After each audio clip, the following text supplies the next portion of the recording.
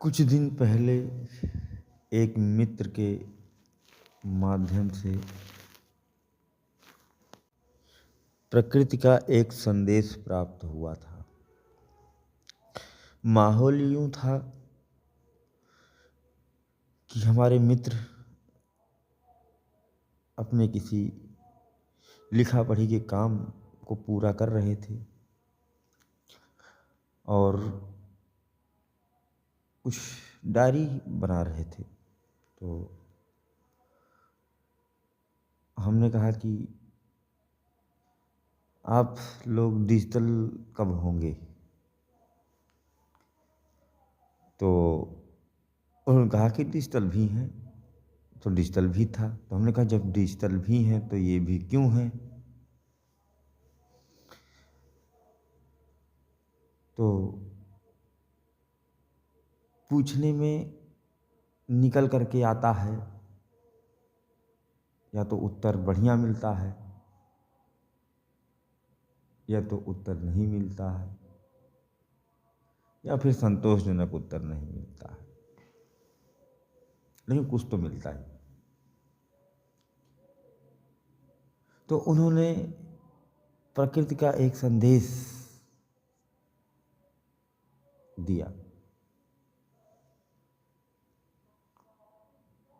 संभवतः उन्हें भी यह ज्ञात ना हो कि ये मानवता के कितने बड़े महत्वपूर्ण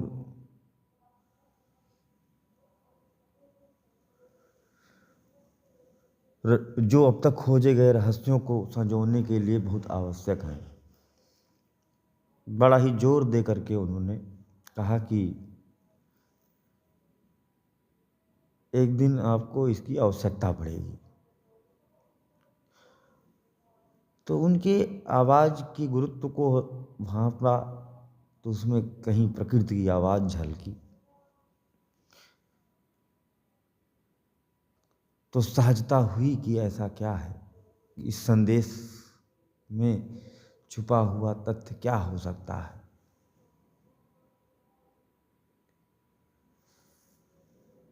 तो पहली चीज़ तो बहुत सारे लोग ये जो मानते हैं कि भविष्य होता है कुछ निश्चित प्रकार का, तो आप समझते कहाँ से हो? यह एक तरह की सीढ़ी है, अनिश्चित है, फिर निश्चित है, फिर अनिश्चित है, फिर निश्चित है। तो आप देखते कहाँ से हो? जो कुछ भी हो रहा है एक बहाव पैदा कर रहा है। जो बहाव पैदा कर रहा है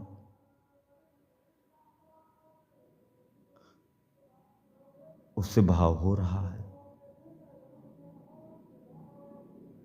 और ऐसे होता रहेगा।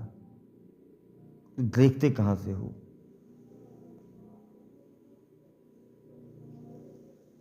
जहाँ से बहाव पैदा हो रहा है वहाँ से देखोगे तो लगेगा कि हाँ पूरा आगे प्रभावित कर रहे हैं।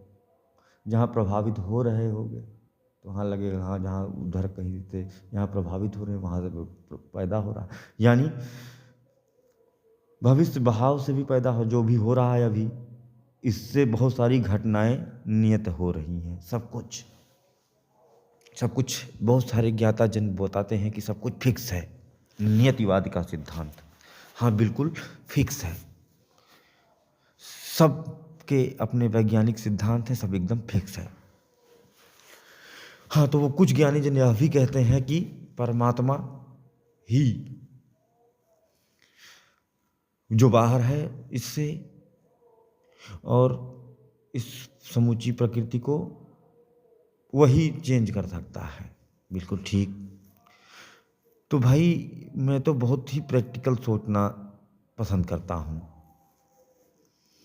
मैं तो यहाँ बैठा हूँ कमरे में, भाई हम लोग जैसे सब लोग यही सी हालत की, तो हम चाहते हैं कि हम सब मिल करके करें अनुसंधान, महसूस करें, हैं सब समझा जाए खुद। हम क्यों बताई बात सुनने। हाँ, ध्यान खींचा जा सकता है। हमारा झुकाव हमेशा अपग्रेड हो तो ठीक है। जैसे अगर हम किसी दिशा से किसी दूसरी दिशा में स्विच हों और हमें ग्लानि ना होकर के हमें ये लगे कि बहुत अच्छा है, इससे मेरा फायदा हो रहा है। फायदा का मतलब भौतिक लाभ भी हो रहा हो, मानसिक लाभ भी हो रहा हो, शारीरिक सभी सर्वांगीय लाभ हो रहा हो, क्योंकि परमात्मा सर्वांगीय लाभ देता है।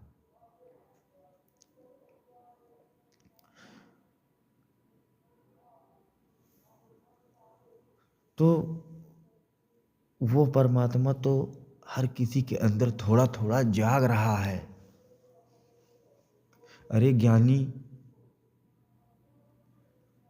वो परमात्मा हम सब के अंदर थोड़ा थोड़ा जाग रहा है, किसी में ज़्यादा किसी में कम, बस यही तो। किसी में बहुत ज़्यादा, वो ज़्यादा कम नहीं है।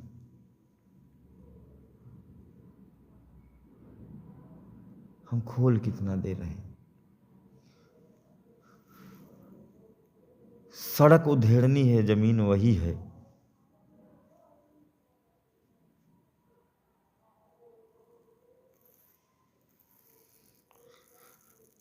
तो हमने जिज्ञासा को शांत करने के लिए वर्तमान में जो दशाएं हैं उसके आधार पर जो निर्धारित भविष्य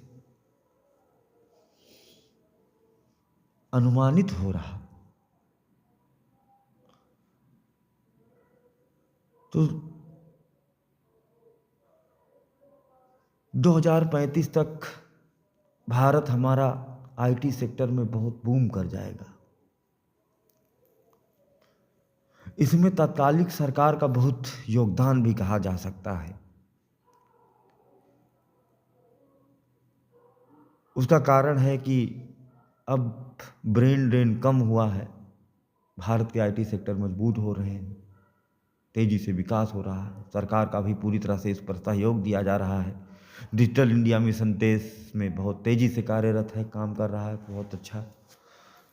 हर जगह सरकारी दफ्तरों में हमने देखा है कि कुछ जगह पर तो इस तरह से काम चल रहे हैं कि दोनों ही कर रहे हैं, तो ये तो बहुत बढ़िया है। तो आईटी सेक्टर हमारा बहुत तेज़ी से बूस्ट कर रहा है। धीरे धीरे सारी चीज़ें डिजिटलाइज होती जाली जा रही हैं, सब डिजिटलाइज हो रहा है, सारा ज्ञान, सारा नॉलेज, सारा कुछ डिजिटलाइज हो जा रहा है। और सबका सब तंत्र क्या है? इंटरनेट, एक सूत्र, एक धागा। एक धागा चटकने से सारे धागे चटक जाएंगे। 2035 से भारत का आईटी सेक्टर इतना ज़्यादा मजबूत हो जाएगा कि ये खुद अमेरिका और कनाडा से भी ज़्यादा बड़ी पेमेंट पर लोगों को हायर करना शुरू करेगा। दूसरे देशों से बड़े बड़े इंजीनियर्स भारत की ओर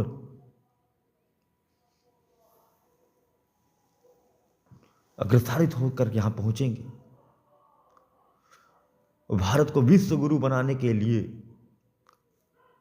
कार्य करेंगे। और फिर हालात ऐसे बन सकते हैं कि 2070 तक अति विकट साइबर वार, जिसमें यह एक प्रकार का विश्व युद्ध जिसे कह सकते हैं, कहा जाएगा।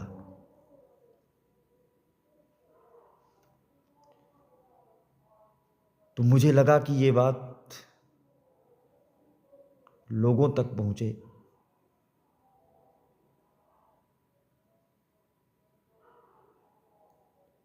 हमारे जीवन को ही हम अपना गुरु बना लें। हमारे जीवन से जुड़ी हुई हर एक घटना वास्तविक है। और हम कल्पना में जीते रहते हैं। हमारे परिवेश में क्या हो रहा है हम उसे बारीकी से कभी ऑब्जर्व नहीं कर सकते। हम बस कल्पना में ही मरते रहते हैं, उसी में जीते रहते हैं। इसीलिए तो वास्तविकता का आनंद नहीं ले पाते हैं।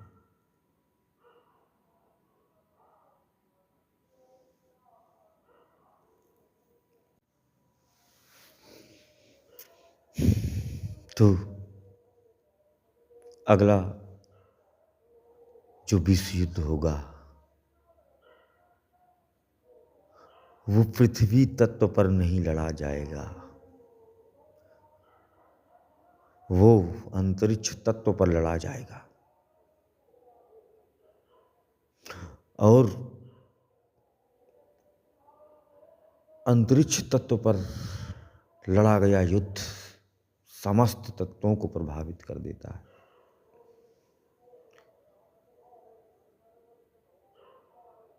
ये जो पूरी तरह से अर्थव्यवस्था डिजिटलाइज कर देने की मेरी सोच थी,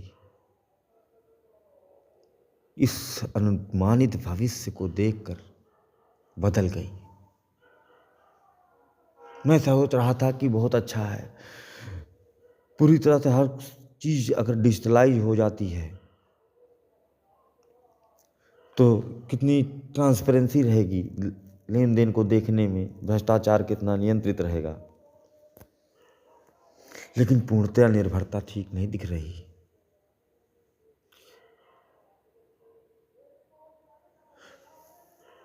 जब लड़ाइयाँ जमीन पर लड़ी जाती थी, मानव अपनी विकास की बहुत निचली अवस्था में था। फिलहाल तो अभी भी मानव अपनी निचली अवस्था में ही है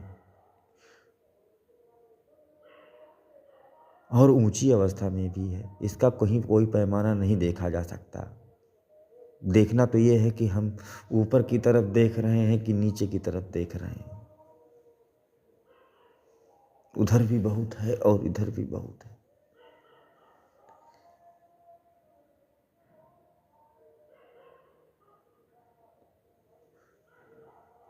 पहले युद्ध होते थे,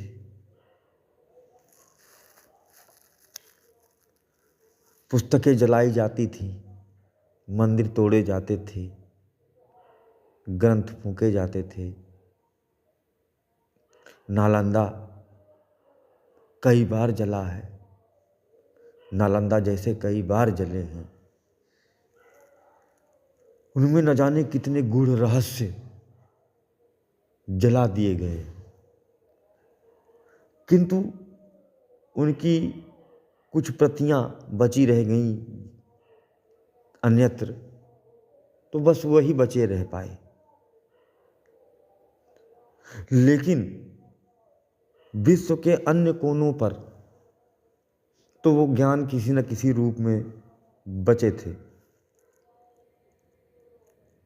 इन चीज़ों को देखते हुए भविष्य को अनुमानित करके गुरु नानक देव साहब ने भी कुछ ग्रंथों को सुरक्षित स्थानों पर छुपा दिया जो कोई न देख पाए, जो दुर्दांत अपराधियों के हाथ में न लग जाएं। क्योंकि जो शक्ति के रहस्य हैं, जो ऊर्जा के स्रोत हैं, वो किसी को भी हाथ लग जाएं, वो ये नहीं देखेंगे कि तुम अच्छे हो कि बुरे। वो वैसे ही काम करते हैं जैसे कि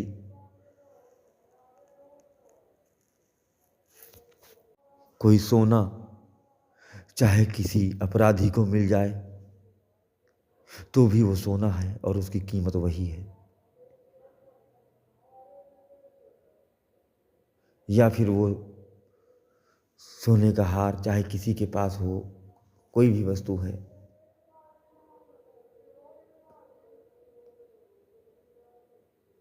तो वो यह नहीं देखता कि कौन अच्छा है कौन बुरा, वो सब परे है।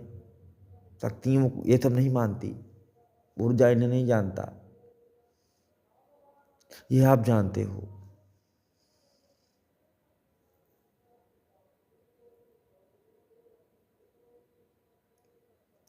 पाप पुण्य ये सब बहुत ज़रूरी है, इसलिए है बनाया गया है, जो बताया गया है उसे समझो।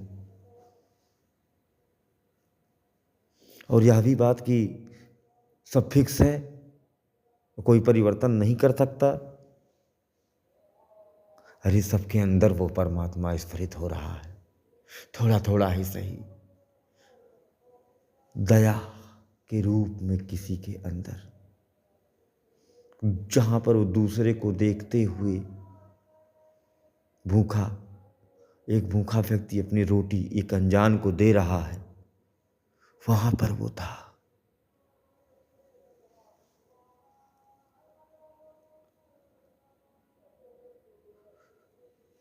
सैकड़ों बार जब हम बहुत घोर आपदाओं का शिकार होने वाले होते हैं तो वह के बचा लेता है अचानक से, चमत्कार से। तब तो हम उसको नहीं जानते थे।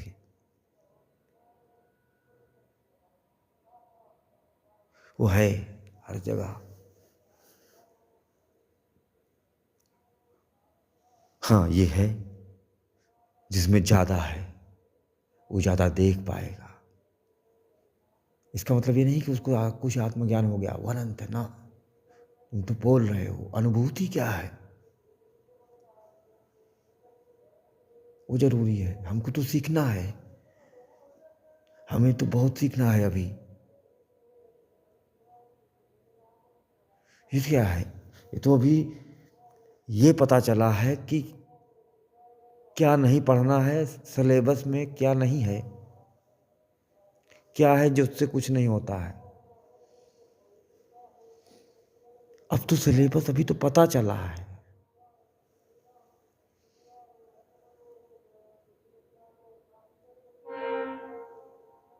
अभी तो प्रैक्टिकल है। बहुत है।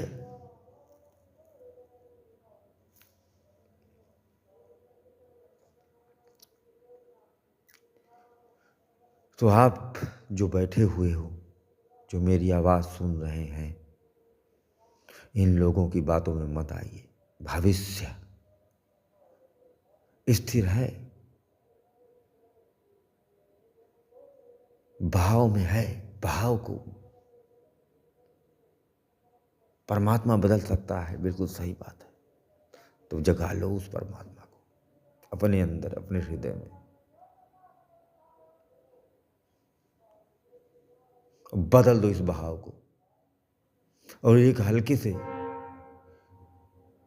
एक व्यक्ति, केवल एक व्यक्ति भी हल्का सा भी परमात्मिक है तो पृथ्वी के तो छोड़िए, अनंत ब्रह्मांडों की प्रकृतियों में भंवर पैदा कर सकता है।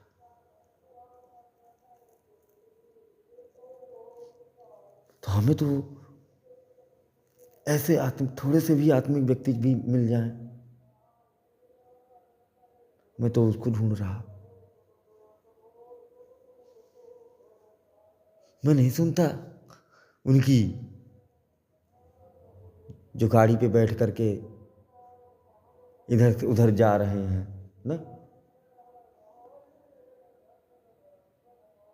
क्यों चलना पड़ रहा? अच्छा ठीक है, दुनिया को दिखाने के लिए तो कुछ करके ही दिखा दो।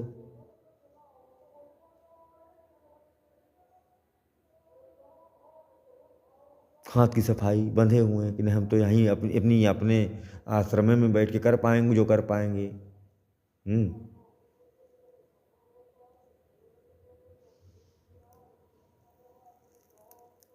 तो कुछ लोग दौड़ दौड़ करके दुनिया भर में डंका पीटेंगे। कुछ अपने आश्रमों पे बुलाएंगे लोगों को, कुछ लोग होंगे। कुछ लोग बैरागी बन जाएंगे कि नहीं मेरा तो आश्रम है ना, तो मेरा कुछ है, मैं तो जगाने आया हूँ। अरे किसको, सब सही है। सब बहुत बेहतरीन है, इसे एंजॉय करो। बोझ क्यों है? हाँ बिल्कुल बोझ होगा। माया क्या है? आप सत्य को हमेशा जानते रहे हो,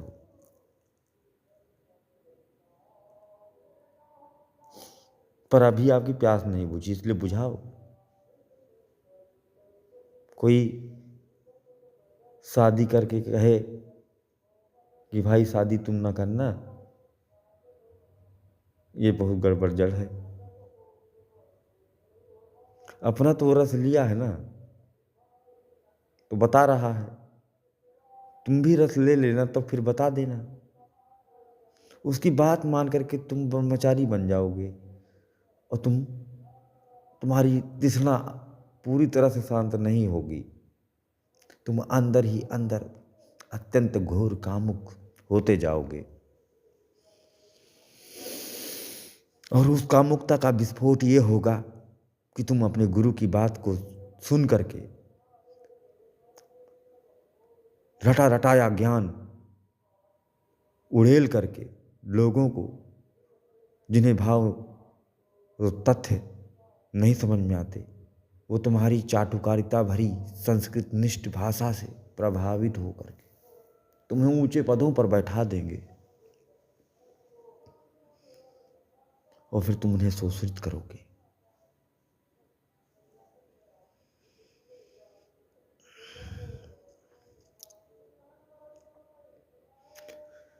तो क्या करें क्या ना करें? तुम कौन होते हो ये सोचने वाले?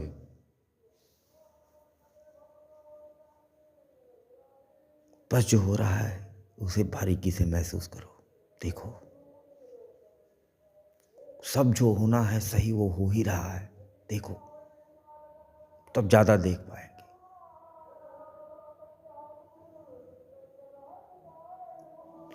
इससे आपका विचार ठहरेगा, आपकी उलझनें शांत होंगी, आप उस गेंद से बाहर होगे, और आपको साफ साफ कई सारी गेंद दिखाई दे रहे होंगे। उन्हें घुमा दो, भंवर पैदा कर दो।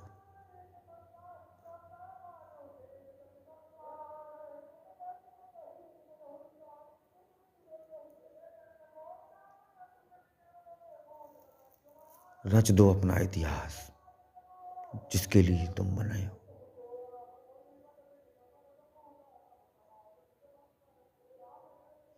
जगाओ उस अपनी आत्मा की आवाज को, क्या चाहती है वो, क्या चाहेगी, पूछो। आपका गुरु आपका जीवन ही है। अपने जीवन से जुड़ी घटनाओं को बारीकी से देखो। पांडुलिपियों को सुरक्षित रखने के बारे में भी सोचें। फुली डिजिटलाइज होने पर बहुत दिक्कत हो जाएगा।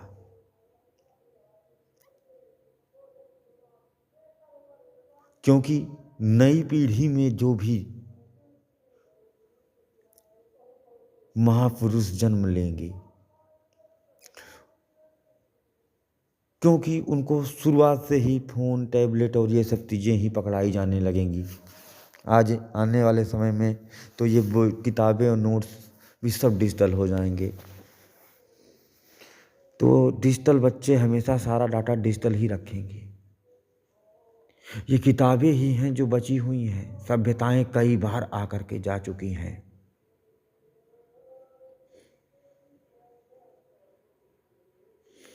इसी धरती पर न जाने कितनी बार साइबर टेक्नोलॉजी अपनी अनंतता के शिखर पर पहुंचने से पहले ही चकनाचूर हो गई है। उसका कोई साक्ष्य है किसी के पास? कभी कहीं खुदाई पर निकला हो कि 4000 GB का कोई वीडियो कैसे डांस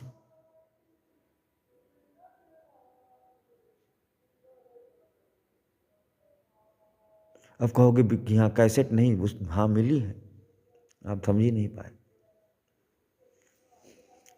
पत्थर बहुत भी बड़े मेमोरी के स्टोरेज करने वाली चीज़ें हैं। और ये रहस्य पुराने लोग जानते थे, कोई नई बात नहीं बता रहा हूँ, तुम सब भूल गए। क्यों? क्योंकि डिजिटल पढ़ रहे हो, पैदा हुए अभी हम जैसे कोई जो मेरी आवाज़ सुन रहा होगा, कोई 1990 का पैदा हुआ होगा, कोई 2000 का, कोई 2015 का, तो सेमी डिजिटल एरा से आगे बढ़े हैं डिजिटल एरा की तरफ।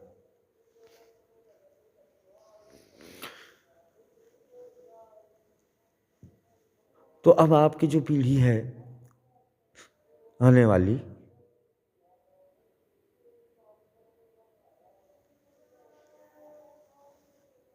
वो जो है डिजिटल ही पली बढ़ेगी। वो कभी नोट्स नहीं बनाएगा, आपका बच्चा लिखेगा नहीं, क्योंकि सिखाएगा ही नहीं कोई। मैं भी पहले यही सोचता था।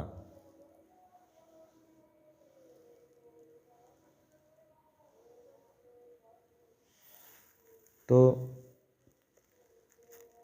डिजिटल में आप कितना भी देखो, एक छोटी सी चिप जो आप बनाते हो उसी में सारा डाटा होता है, नन्ही सी चिप होती है। जैसे जैसे टेक्नोलॉजी बहुत बढ़ जाएगी, चिप और बड़ी से छोटी होती जाएगी, और छोटी हो जाएगी, और छोटी हो जाएगी, और छोटी हो जाएगी, नैनो टेक्नोलॉजी आ जाएगी, चिप दिमाग के अंदर चली जाएगी। अब मनुष्य अपने बच्चों को सारा नॉलेज ऐसे ही रोबोटिक, मतलब ये इंसान ही रोबोट बन जाता है। ऐसा नहीं है कि रोबोट को राज करेगा, रोबोट मानसिकता राज करेगी। दिमाग में सारा डाटा ट्रांसफ़र कर देगा, पढ़ाने का समय बचाएगा बच्चे का। तो जो प्राकृतिक नैसर्गिक रूप से विकास होना था वो नहीं होगा।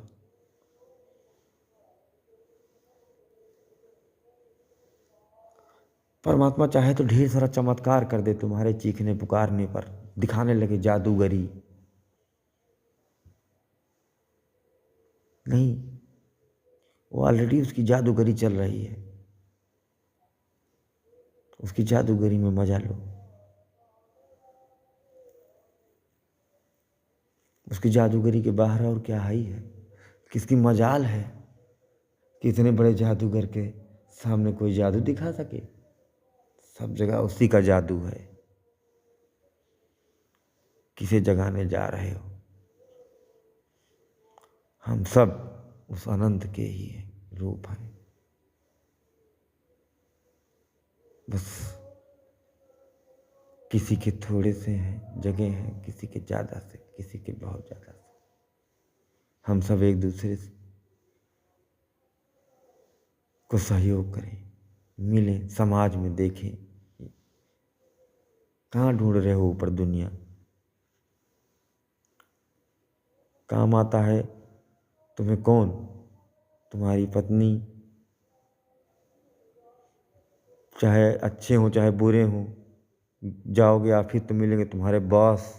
सच्चाई यही है कि झेलना ही है इनको, तो दोस्ती कर लो।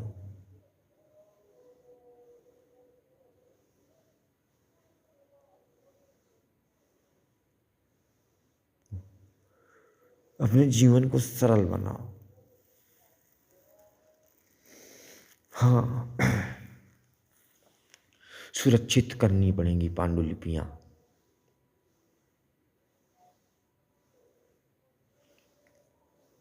बना करके पांडुलिपियां कौन करेगा, लेकिन अब कौन लिखता ही है।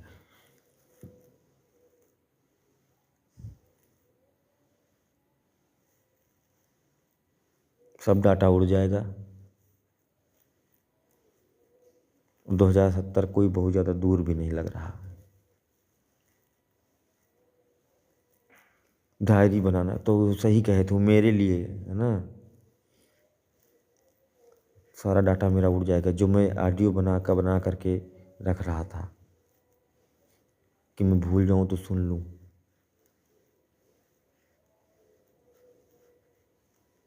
लिखना पड़ेगा। बिल्कुल सही कहा।